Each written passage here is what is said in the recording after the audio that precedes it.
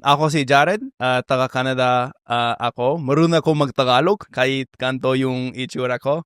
Dati pa ako natutong mag-Tagalog kasi marami akong kaibigan dito sa Canada na Filipino. At dati may jowang Pinay ako. Kaya ngayon panahon, gumagawa ako ng mga video sa Tagalog. May mga interview ako sa mga ibang foreigner na marunong mag-Tagalog o may interest sa Pilipinas. Hindi ko alam, excited naman ako na andito ako. Kasama sila Hakim at Clemente para pag-usapan yung mga experience ko sa Pilipinas. Today we are here with Jared Hartman. Thank you very much for being here, Jared. Hey, my pleasure. My pleasure.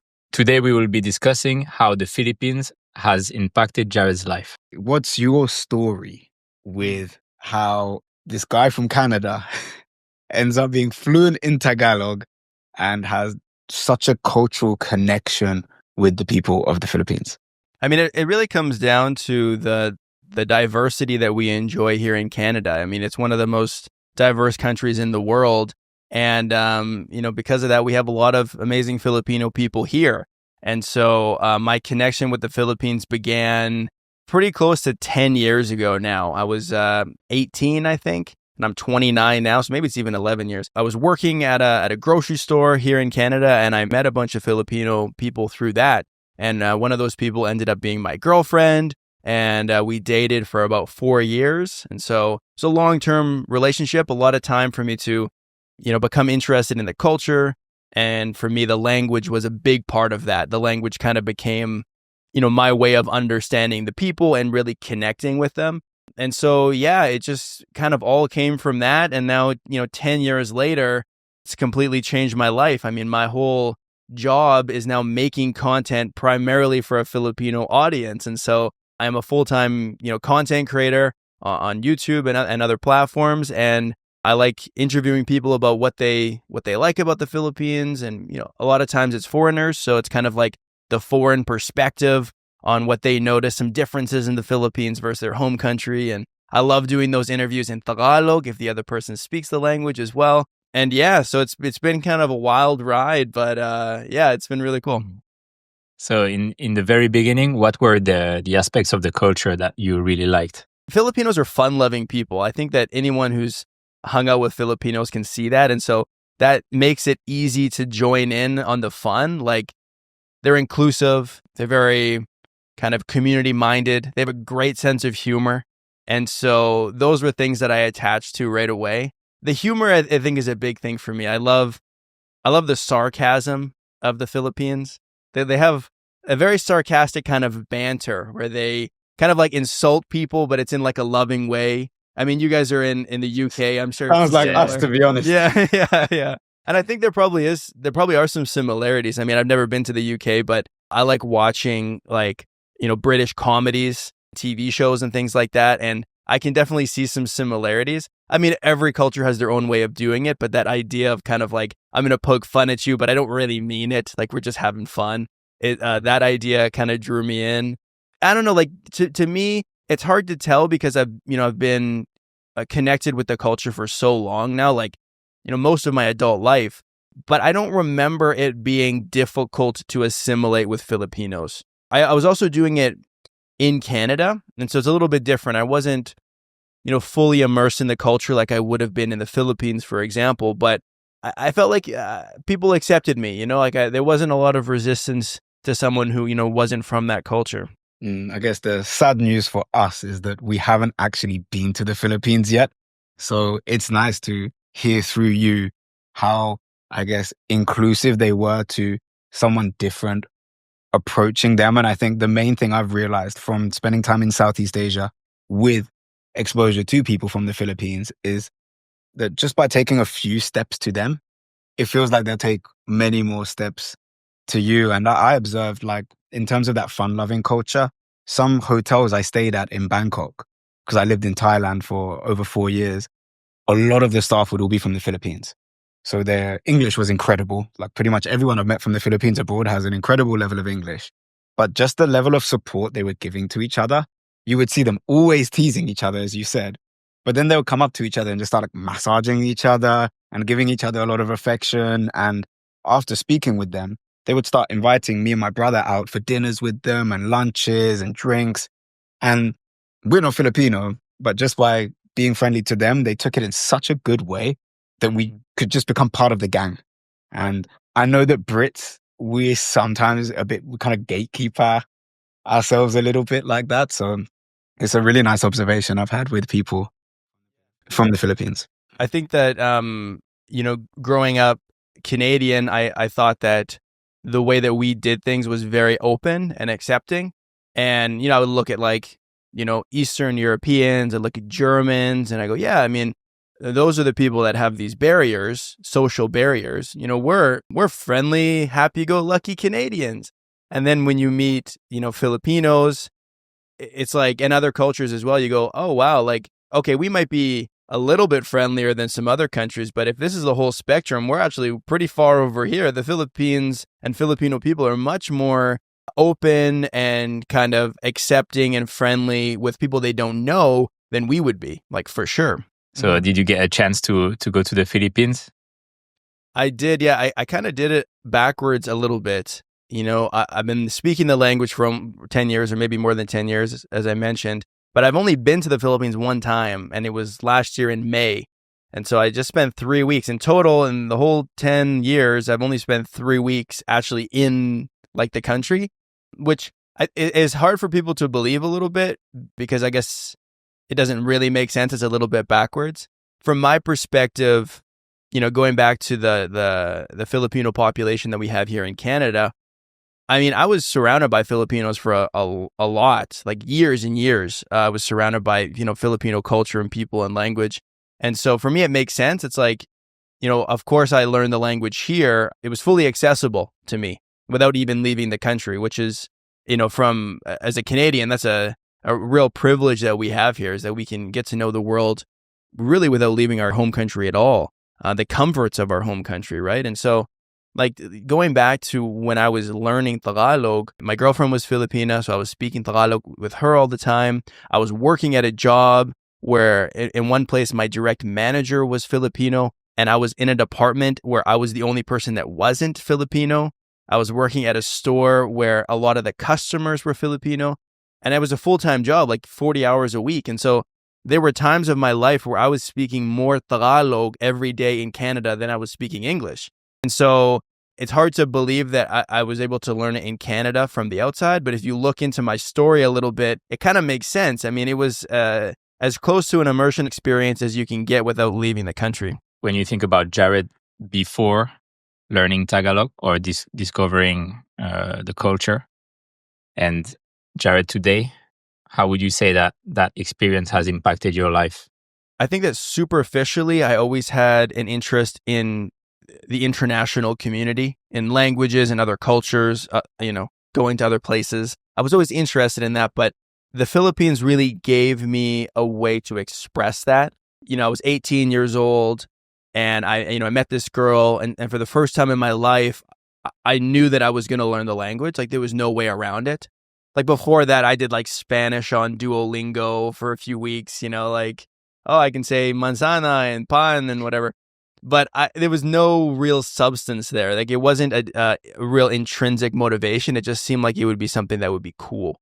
And then when I met this girl and we started dating, pretty soon it became something that was very real. I could see the benefit of learning this language today. If I use a word right now, this is going to improve my life. And so it helped me kind of show myself that I was capable of something that I didn't always know that I was. I had the interest, but I didn't necessarily have the confidence in myself to tell myself I can do this. I can learn another language. I can, integrate into another culture.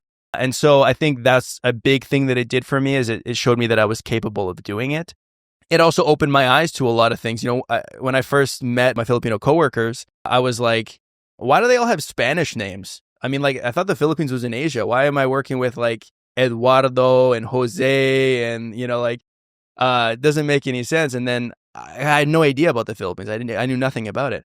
And then I got into it and learned about the history that they have with Spain and, and the US and Japan. And they kind of have this mix of different cultural influences from other countries. And, little by little, 10 years later, my whole worldview of how the world operates and it's just different. It's opened my mind in so many different ways. And And learning a different language also allows you to access a different part of your personality. You know, like when I'm with Filipinos, I'm more playful. I make more jokes. I push the limit a little bit more. You know, I think Canadians are pretty socially reserved sometimes. We're a little bit more cautious to like maybe offend people, or we kind of a little bit more superficial at times. Where when I speak with, you know, Filipino people, I feel like I'm into the inner circle right away when I talk to them, and I feel comfortable making jokes and being playful. And so all of that has come through my exposure to the Philippines. And now all the way up until now, it literally being my job. I mean, I owe so much to the Philippines, honestly. You mentioned something I actually wanted to ask you, which was about personality, because I spent time, as I said, in Southeast Asia, and it definitely affected me that people, I guess, were more open. They welcome you into the group more. And I think there's a softness in the Thai culture that we don't have as much in the UK. Like, as you said, Brits, Canadians probably were quite reserved.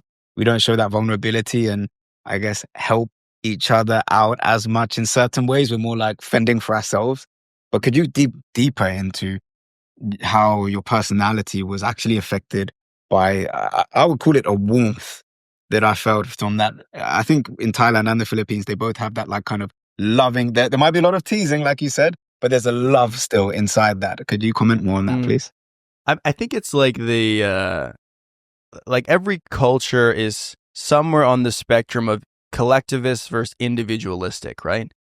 And so in the Philippines, it's very collectivist in that people look out for each other. I think people see themselves not necessarily as just an individual, but they see themselves as like a member of a society. And so what's good for me is also good for you, or what's good for you is also good for me. And so that's a big part of the culture that you're just going to be immersed in as soon as you interact with Filipino people. You see that in Latin culture as well. Like Southeast Asia, you mentioned Thailand. I think a lot of countries in that region have that. And then also the Latin culture for sure is more like that. And Canadians are definitely more individualistic. We like to kind of have our independence. So you'll see that with like Filipino families living together. You know, you might see multiple generations living in the same house. You know, kids staying home for longer before they move out. You know, parents having more say in what their kids do as well. You kind of have that stereotype of the strict parents that can be kind of, you know, helicopter parents at times. I think that also connects into that kind of collectivist mentality that like, hey, we're all got to look out for each other here. What you do can affect me as well. Am I more collectivist because I've gotten to know the Filipino community? I don't know. I mean, at the end of the day, I am Canadian, and I didn't start this process until I was 18. So you kind of already have your cultural identity formed at that point. I like to think that when I'm with Filipinos, I'm, you know, a little bit more inclusive, maybe a little bit more outgoing. But yeah, I don't know. I think that if you were to really boil down the differences between my personality and the average Filipino, you'd probably see a lot of those individualistic versus collectivist things pop up. I mean, I do value my independence and, you know, my own space and things like that. And so I can adapt to environments. But if I really took a look at myself, I'm probably still pretty Canadian. But it's interesting. A few of our guests have said when they switch language, their personality changes. So do you find are you conscious of that switch of when you're speaking Tagalog, that you start exhibiting different kind of tendencies or like personality traits as well? For sure. Yeah, for sure. Just just like messing around with people more, making jokes. I mean, I make jokes in Tagalog that I would never make in English. I mean, like things that I think would be could be kind of offensive, but I know how they're going to be received for my Filipino friends, and so I lean into that, you know, and I think that my personality is geared towards wanting to fit into groups that I'm in, and so I will imitate as much as I possibly can. And I think sometimes I push the boundaries on that, where I maybe exaggerate things that shouldn't be exaggerated. And so I've had situations where, you know, for example, I was working at this factory with a bunch of Filipinos. There was like 50% Filipinos there. And we would work in pretty close proximity, like in these kind of small rooms for 8 hours a day. So I'm like shoulder to shoulder with Filipinos all day, and we're chatting and joking around.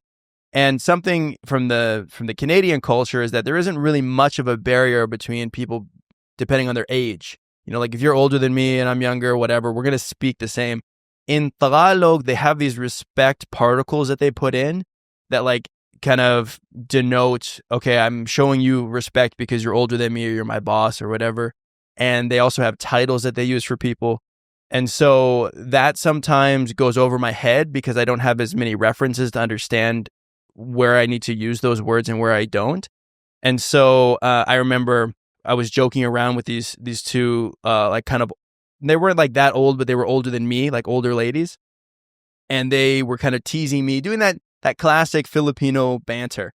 And I said, mukha mo, which is like in Tagalog, it means your face, which doesn't really translate very well, but it's just kind of like you got to just kind of throw it back at someone where you're just kind of like, yeah, and you too. And they kind of got a little bit offended. And they're like, oh, like, you shouldn't say that to someone that's older than you or whatever. And so at times I've struggled to know where that line is, because for me, I think, well, everything is fair game. I thought, we can just joke around. I can say whatever I want. I thought that's what the culture was.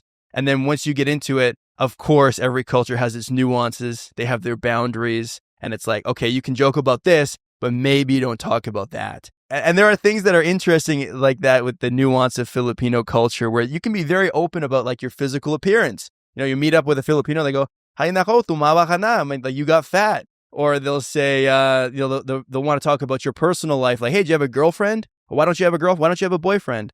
They'll ask you those kind of direct questions that we wouldn't ask. But then in other ways, they can be sensitive to other topics that for us are okay as Canadians, right? And so sometimes I push the limits on like not knowing where those lines are, but I'm very open to changing my personality and my way of communication depending who I'm with, Yeah, I mean, I'm half Asian myself. Half of my family are British, half are Pakistani.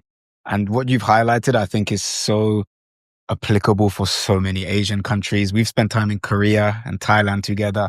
And the first thing, even if I meet my Muay Thai trainer and his wife, it's pumpoi, you're fat. I haven't been training for a while. Imagine, like, in the context of like the Western world, your colleagues and people at the gym literally just saying to you directly, "Oh, Hakeem, you look fatter now. Oh, your haircut's not as good." Oh, all these things, but it's not meant to be taken in a bad way. But from a Western perspective, it's quite hard to break out of that. Hearing direct questions: "Why don't you have a girlfriend? Why aren't you married? Why don't you have kids?" That all just How much feels money like, do you make? I'm getting so attacked right now. But for that, it's fair game. But with the age thing, especially in Korea, you can get into really like hot water if you don't tread carefully with even someone 1 year older than you in Korea. There's a completely different form of speaking to people, which the British banter, I mean, you can almost be praised in the UK. If you've got a boss and you get that fine line between making him laugh without going too far, you're probably going to get promoted because of your banter level and your wit. Right. Complete opposite in a lot of Asian cultures. Yeah. And I think that like the Philippines does have those respect particles. That is a big part of it. And it's such a big part that even when Filipinos speak English, like you pointed out, a lot of Filipinos have a very good level of English. They'll also add respect particles into their English sentences. Like it's a big part of it. I don't speak Korean. I know Japanese has this as well. I don't speak those languages, but from what I understand, that's like even a higher level. Like there's even more expectations and even more words to express that. So I think Tagalog is probably like a little bit more low key in that regard, but it's still important. And what you mentioned about like the collective joking as well. In the UK, you often get groups of tourists from the Philippines or people who work in the Philippines, and I can hear the language. I'm like, "Oh, is that Spanish?" I hear pero, but no, okay, this is Tagalog. And they're in a group of often more than 5, sometimes 10, big families. And I'll say something like, "Oh, what is it? Kamusta ka?" And the energy just shifts and it's all like, "Hey!" and smiles everywhere, laughter. And I'm trying to imagine the same. If there's a group of Brits abroad and someone says like, "Hello, good morning," like our look will just be, there's such a difference in the culture of like how reserved we are instead compared to like the energy that you get in Southeast Asia. And it's really not fair to people that learn English because they don't get like the same praise. I mean, whatever language you learn, it's a feat. It doesn't matter the language. If you learn Tagalog or you learn English, it's an impressive thing. But if someone speaks English, English speakers never praise them at all. And in Tagalog, they praise so much that it can even get in the way of communication. Like you're like, I'll go to a store and be like, oh, I'm looking for this thing, and I'll say it in Tagalog. And then they're like, oh my God, how did you learn Tagalog? And I'm like, oh, I, had a girlfriend. But anyway, I'm looking for this thing. And they're like, wow, really? How long were you guys together? And I'm like, 4 years. Anyway, so I'm looking for this. And they're like, oh, but, and like, they don't hear the questions that I ask because they're so caught up in like, oh, it's amazing that you speak the language. And so as a foreigner coming into that, it's like, you get so much encouragement. Like who doesn't want to keep learning when every little word they make, they just get like, or they just get like treated like a little baby, like a baby saying its first words. So they're like, oh my God, he said mama. Like that's how they treat you. And so it's so encouraging and it's such a nice environment. And it makes me feel bad for people that learn English and come to Canada, for example, because people don't care. Like you're just like, yeah, great. You speak English. Me too. Let's move on. Like that's it. It's an expectation. It's almost the opposite. Like, unfortunately, like, why don't you speak English? True. There's a lot of comment and debate of foreigners need to learn English and all of this. Unless you've actually tried to learn another language, you don't realize how difficult that is.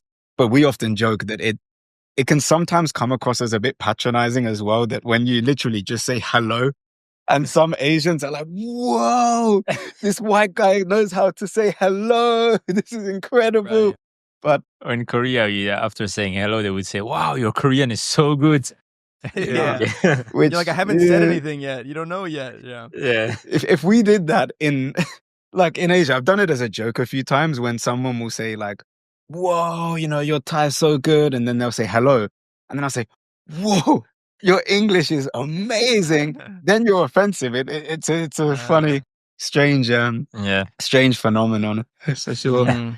Yeah, there's kind of a fine line there where, I mean, as people that are kind of in the minority, like if you are a foreigner who speaks Korean or speaks Tagalog, there aren't a lot of people like you. And so when you talk to native speakers and they're surprised by that, I always have to remind myself that, this isn't a new experience for me being received that way, but it very much is a new experience for them. And they might have not ran into someone who has taken the time to learn the language. And so I try not to kind of take that for granted because, as you can imagine, I have a lot of those conversations. I mean, my response in Tagalog to why I speak the language is like almost on autopilot now. It's just like, why do you speak? And I just go into the explanation. And so it's, like I said, it's not new for me, but it is for them. And so I try to make sure that, I appreciate that and kind of validate the encouragement that they're giving me. For sure. I noticed on some of your videos, you say like, oh, so do you. That's like you flip it back to them, right? And they're like, well, I'm Filipino. I'm sure you probably use that line too many times, right? Yes, lots of times for sure. Yeah, it's I guess you try to find new ways to respond to it a little bit to keep it interesting. And it's very nice. I mean, I appreciate it. I mean, it's my whole brand is based around that, right? It's on the way that people react to me because I've tried making similar videos in German, and other than the fact that it doesn't draw attention that a white guy speaks German people also do not react that way, and neither do Spanish people actually. Like in Colombia, I didn't get those reactions at all, and so there is something very unique about languages that are not studied very often, where you get like these kind of over the top reactions that are amazing and they're encouraging in the moment, but they also lend themselves very well to entertainment.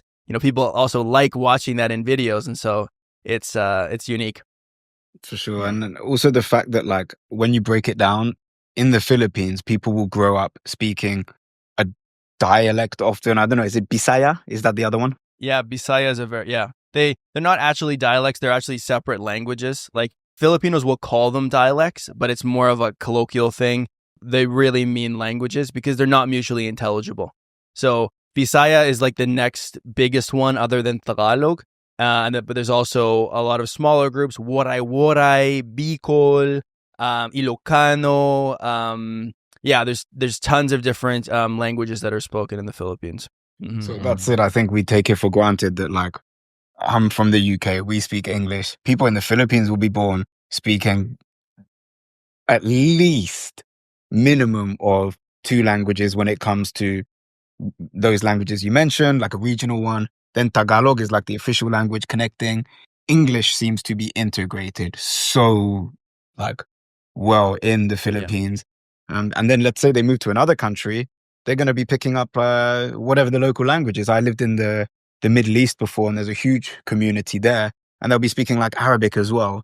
You got to take your hat off to people who are doing that, I guess, subconsciously with no real, they're not thinking about it. They're in survival mode, just doing that. So yeah, it's an incredible feat, like you mentioned. I'll tell you an interesting story. Here in Vancouver, I'm trying to get into playing pickleball. It's fun, you know, it's kind of like some exercise and whatever. So I went out and I played with this group, and I was playing with some people that I hadn't met before. And there was a guy there, his name was Jose, and he was speaking with what I thought was kind of like a Spanish accent. And so I thought, oh, maybe this guy is Latino. Let me I want to practice my Spanish with him. And so I said something in Spanish, and he responded in fluent Spanish. You know, he said, oh, you speak, ¿hablas español? I said, yeah, hablo español. ¿De dónde eres? And then we were talking back and forth, you know, where are you from, blah, blah, blah. And I go, so where are you from? And he goes, oh, I'm from the Philippines. And I went, oh, what? I thought you were Latino. You're from the Philippines? And then, you know, in the back of my head, I go like, okay, well, I got something else up my sleeve then, if that's the case. You know, let's say we can switch to Tagalog. And so we switched to Tagalog, and we started speaking in that. And of course, he speaks English incredibly well. And I was like, wow, like without skipping a beat, I misidentified him as Latino, spoke Spanish to him, and he responded in fluent Spanish. I was like, that's crazy. Like, you just don't see that with Canadians here very often. And that's the thing. Like, when it comes to Asia and Latin America, there's so much crossover. I mean, even Latin America is so mixed. You might sometimes confuse if you're basing things purely on the physical appearance. You nowadays you're going to be surprised. People are going to always shock you that person. Oh, he's white. What language is he going to speak? Just English. And then you start speaking Tagalog or whatever it is. It's Clem speaking Korean. It always takes people off guard. So the thing is, nowadays you've got to expect the unexpected. Yeah, for sure. For sure. Yeah, you can't talk crap behind people's back. That's it. You got to be careful. I've learned those lessons when I was much younger, for sure. So, I mean, in terms of the culture, though, like, I know that music and karaoke are big things. Like, whenever I've spent time with Filipino friends, someone always wants to sing songs. So is that something that you got into as an initial outsider? How did that work with you? Yeah, karaoke is like the national sport in the Philippines. It's what everybody wants to do all the time. And I really don't like karaoke, and I really don't like singing. And so that's been a challenge for me, because I'll go to these Filipino parties and they're always like, you know, Jared, sing a song. You can do the English ones. Go ahead, sing a song. And I was like, oh, like I feel self-conscious about that. And so, yeah, it's a big thing in the Philippines. I haven't taken that on necessarily myself. There's a lot of connections between language learning and music. You know, they talk about like that kind of musical mind or whatever, using the same part of your mind to learn languages as you do music, and the musicality of language, recognizing tones or pronunciation. And I'm totally on board with that. But for me, it's like the opposite case. Like, I'm not musical at all. I have no musical ability. I don't use music to learn other languages even. I like listening to music in other languages, but even languages that I can speak fairly well, like Tagalog or Spanish, when I listen to music, I don't understand it very well. I mean, music tends to be kind of poetic, can be a little bit abstract, it can be fast. And so I just find it hard to use as a language learning tool. And so I sometimes feel like I'm a bit of an exception with that, because I know a lot of people, you know, love music when it comes to learning languages. I mean, I was talking to someone yesterday who has also learned a bunch of other languages, and he said that he learns better from songs than he does from watching things with subtitles. Like the music is an easier way for him to learn. And I just can't relate to that, really. And so, yeah, I'm a bit of an outlier in that, maybe. I think we'll skip the part where we were thinking to sing a song together. But oh, let's do it next time. We'll do that one next time for sure. Yeah. Yeah, Do you but guys use music to learn languages? I mean, for me personally, it's an effective tool, but it's a huge challenge as well. But that's why I do like it, because I feel like when you're at the level where you can listen to music in different kinds of music, whether it's a ballad or hip hop or whatever it is, if you can understand that, you're probably at a really high level of the language. So whereas I can't necessarily understand a lot of songs in French or Spanish or Thai or Korean just by listening to them, what I do like to do is then read the lyrics as I'm listening along, and then ask my friends, well, what does this expression mean? Like you said, this is a super abstract, like this is a metaphor. I don't know what the heck this means. Explain it to me. And I feel like the joy people get in explaining the poetic side of their language opens up some really cool conversations. Then you're going to learn these metaphors and, romantic language or whatever it is, and you can joke around with your friends. So Mm. yeah, I think the singing aspect can really help with your accent. But it is a huge challenge. If you're a beginner, don't beat yourself up, I would say. If you start listening to some Filipino rap and you can't understand everything, yeah, take your time, but enjoy it. I feel like whatever you enjoy, it always becomes easier to stick to it in the long run. But do you ever listen just for enjoyment to Filipino music? Yeah, for sure. Yeah, like in my playlist, I have music in all of the different languages that I've studied. I really like hip hop, and so any hip hop in any language I think is good because you don't even have to understand it. Like I like hip hop in French too. I don't speak a word of French, but you can kind of, I don't know, just listen to the rhythm and it's still nice. So Is there any artist in particular you could put us onto for Filipino hip hop? Flo G, that's his name. Flo G. We got to look it up, and definitely in the comments. I mean, we both love hip hop as well. So put us on in the comments. We got Flo G. We want to know everyone's favorite artists. So, okay, another big one, music. Of course, yeah, he knows what I'm going to say. Food. Food. Filipino food.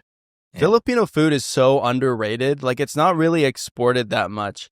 There's Filipino restaurants like here in Vancouver, but it's not popular with other groups of people other than Filipinos as far as I can tell. People don't really know a lot about Filipino food, right? Everybody knows, Chinese food and Thai food and Vietnamese food, Korean food, but the Philippines is underrated in that regard. They have like some of the best food ever and like a very unique flavor palette. They have kind of interesting cultural influences from other countries as well, right? Like they have a lot of Spanish influence. They have like lechon is very popular in Cebuano, for example. They have lumpia, which I think is originally from Chinese cuisine. Siomai is also a very popular dish that's originally from China that's kind of made its way to the Philippines. Of course, they have their local dishes as well. You got sisig, Bicol Express, adobo. And so there's tons of good stuff to be had, and there's kind of something for everybody in that. So I definitely enjoy Filipino food. Sinigang, which is like a soup, a sour soup made with like okra. Usually it's like pork, and it has like I think it's tamarind base, which makes the broth kind of sour. So that's really good. Yeah, that's fortunately in Thailand, there's communities from everywhere. So I did go to a few restaurants. I think there's one in Bangkok called Lola's Kitchen. And I tried adobo, and at my friend's house, she is British Filipino. She invited us for like a big birthday party, and we all stayed there, and I got to try ube cake. So it's like purple sweet potato. I can't remember exactly what it was, but it was delicious. Ube, right? Is that the right word? Yeah. Ube, yeah. They put ube in a lot of different desserts. It's a purple yam. And so ube cake, ube ice cream, bread. They even have it in bread. Yeah, that's a good one as well. Yeah, if you want to get into like the sweet things, there's lots of really good sweet stuff in the Philippines as well. They have halu halu. Have you had that? Rings a bell. What is that? It's hard to explain exactly. It's almost like a milkshake kind of, but more liquidy. So it has like literally 150 ingredients or something. Like I don't know everything that's in it, but it's like condensed milk, jello, little beans, ice, all kinds of fruit cut up, and then they mix it together and they kind of have it like a milkshake smoothie type of deal. It's a dessert that's really good. Anything with ube, of course. Turon is a deep fried banana. So it's wrapped in kind of this, it's the same kind of like spring roll, like paper, but then they wrap a banana in it and deep fry it and put like usually brown sugar on it. Yeah, there's tons of sweet stuff too. I think we're getting hungry now.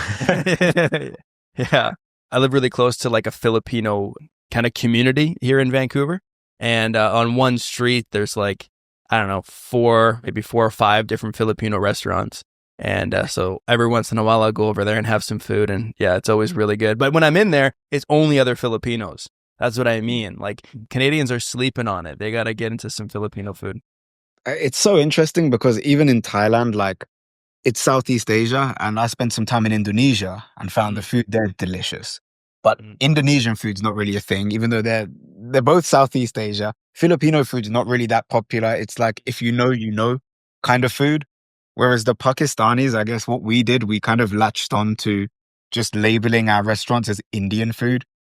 And the Bangladeshis did that as well. You're going to see so many, and the Nepalis did that as well. You're going to see so many Indian restaurants, but then you go inside and the staff are going to be from Bangladesh, Nepal, Pakistan, just because of the marketing aspect of it. But I mean, after your explanation, we have to go together and sample more of the delicacies for sure. Highly recommended. Highly recommended.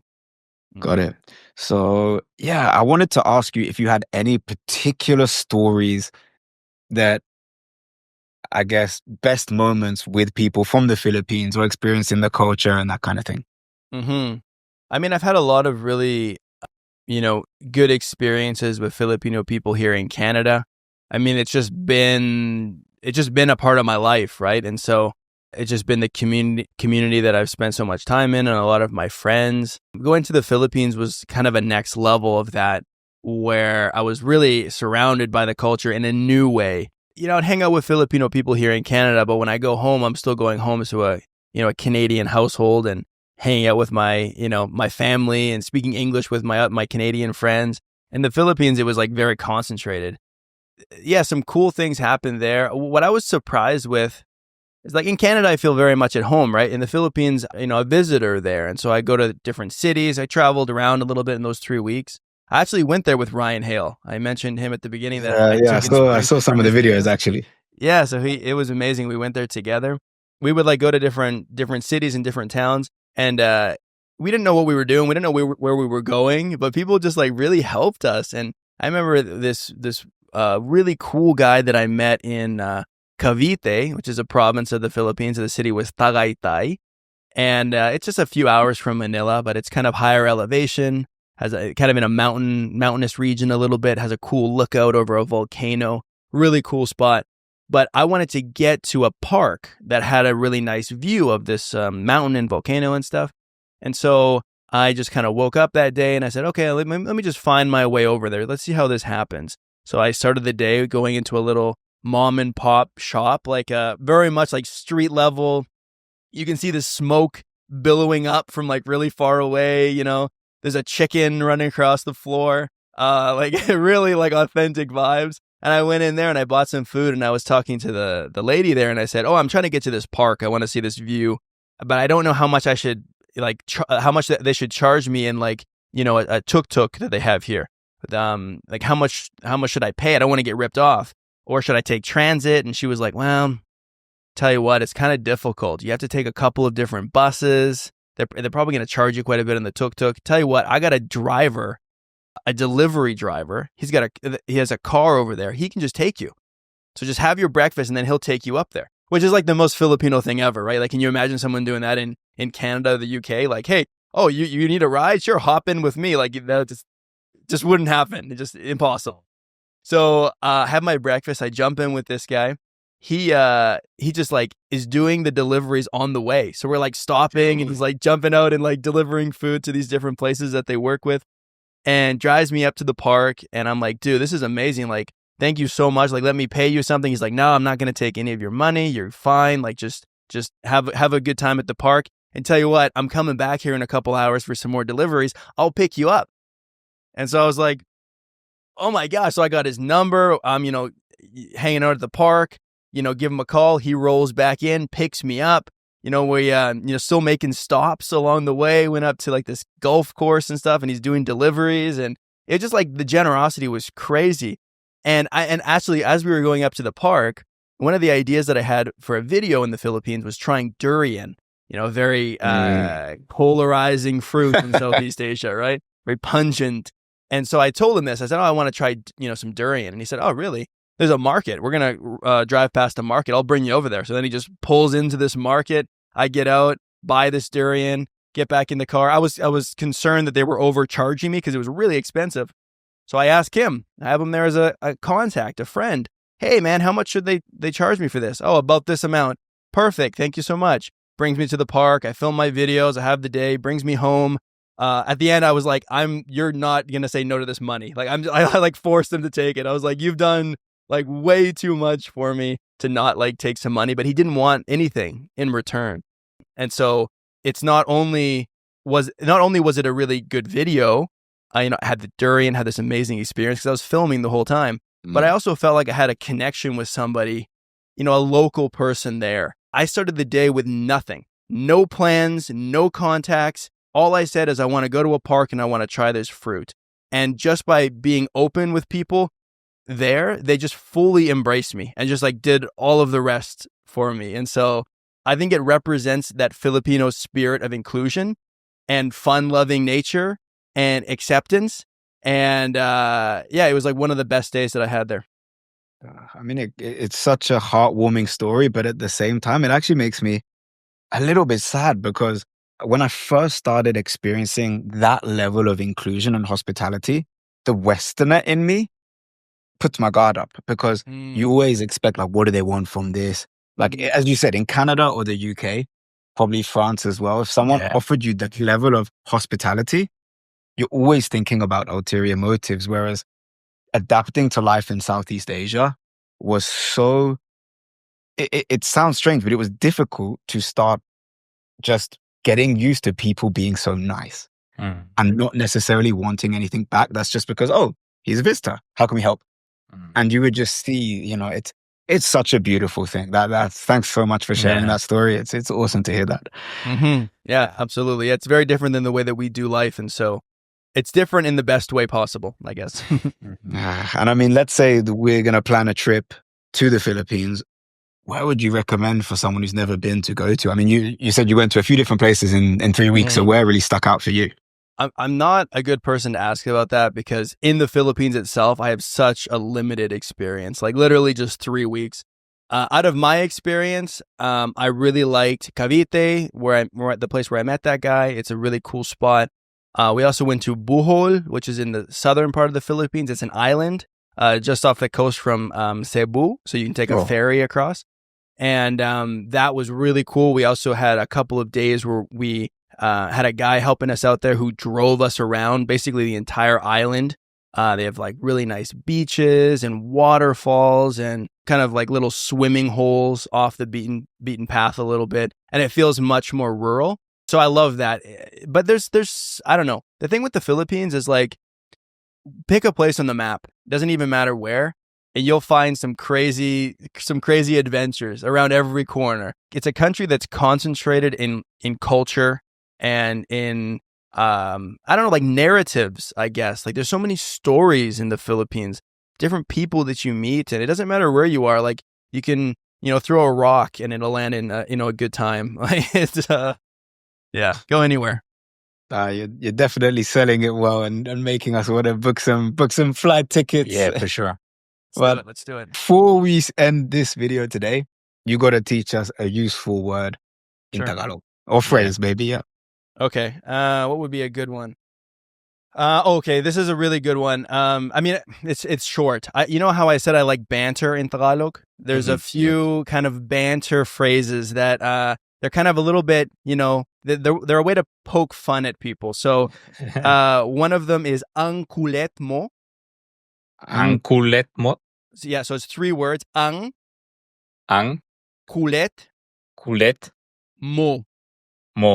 And it means that ang kulit mo. It's actually really hard to translate it into English, but it's kind of like when someone is annoying you or pestering you. It's kind of like saying you're annoying, you're kind of a handful, you're a little bit too much. Ang kulit mo.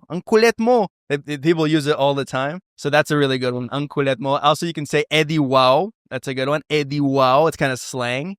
And Eddie wow. Eddie wow. And that is like if somebody does something that they think is really cool, but you're trying to bring them down a notch. Where you're like, Right. this isn't as cool as you think it is. So Eddie, like, wow. you might be like, oh, I got a new computer. And you go, Eddie, wow. It's kind of like, yeah, you think it's cool, but it's not cool. This is Eddie wow. This is similar. Wow. This really sounds like the British banter we would do 100%. Yeah. Oh, nice one, mate. It really sounds like that kind of that kind of dry humor Yeah. where you're like, yeah, good, nice, yeah. So Uncle Edmo, Eddie wow. Eddie, wow. Perfect. Jared, thanks so much for sharing your experiences today. Thank you so much. We can My feel pleasure. that passion for the language, for the culture, for the people of the Philippines. We can't wait to visit there. And yeah, any final words in Tagalog maybe for anyone who's watched this? Sure. Maraming salamat sa panood ng video nito. Gusto ko lang sabihin maraming salamat sa mga host nito kasi ang bait talaga nila. At masaya naman ako na may pakakataon ako makipag-usap sa kanilang dalawa. So yeah, thanks guys. I really appreciate you having me on. Thank you so much. Our pleasure. I love Thank your you so podcast, much. man. Like from the first time that I saw your clips online, I was like, these guys are cool. They're in the same vein that I am with that love for the international community. So I think what you guys are doing is really important. It's really awesome, and you do it well. So yeah, thanks for having me. It's an honor. Thank you. We appreciate. The honor is ours, and make sure you check out Jared's main channel, which is more to do with content in Tagalog and with the Philippines and foreigners' lives in the Philippines, as well as his new podcast, Boarding Call, which tackles a variety of other topics. So with that, Jared, salamat. Thank you very much. And Thank you very much. Until next time. Sige, ingat. Thank you.